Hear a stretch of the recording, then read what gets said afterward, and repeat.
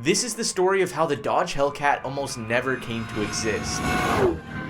That's right, the engine that set the muscle car scene on fire almost never existed. So it all started back in the early 2010s. This is when the race for horsepower and the muscle car scene was really starting to take off. I remember this like it was yesterday. In 2010, I was just a mere freshman in high school, and Ford, Chevy, and Dodge were coming out with cooler and faster cars every single year. Ford had the GT500 Mustang, Chevy had the ZL1 Camaro, and Dodge had the SRT8 Challenger. Out of the three of these, Dodge had the only naturally aspirated engine.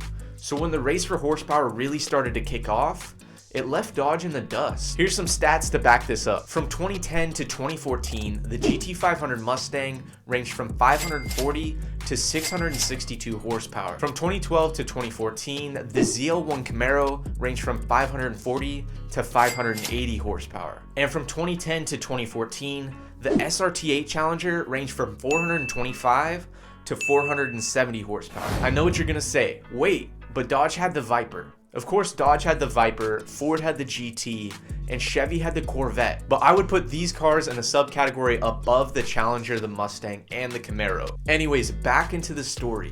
Dodge's SRT engineers finally had enough. Year after year, they were getting beat by the GT500 and the ZL1. They came together and went to their bosses at Chrysler to present a new idea. The idea was for a 6.2 liter supercharged Hemi that could push 707 horsepower and 650 pounds of torque. And what did the bosses at Chrysler say?